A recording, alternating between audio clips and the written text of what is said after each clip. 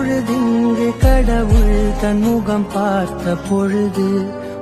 கண்ணீருக்கும் வேறுபாடு ஏதுமில்லை ஆனந்தமே வீடு முழுக்க துள்ளி விளையாடு ஒரு ஆல மர விழுதா பல உறவும் ஒன்னா வாழும் பாத்து நெஞ்சம் பாசத்துல ஊஞ்சலாடுது ஒரு கண்ணு கலங்கினாலும் பல கைகள் துடைக்க வருமே இப்படி ஒரு கூட்டுக்குள்ளத்தான் வாழ ஏங்குதே சொந்தமுள்ள வாழ்க்கை சொர்க்கத்துக்கு மேலே சொத்து சொகம் ஏதும் வேண்டாமையா சொன்ன கதை இல்ல கேட்ட கதை இல்ல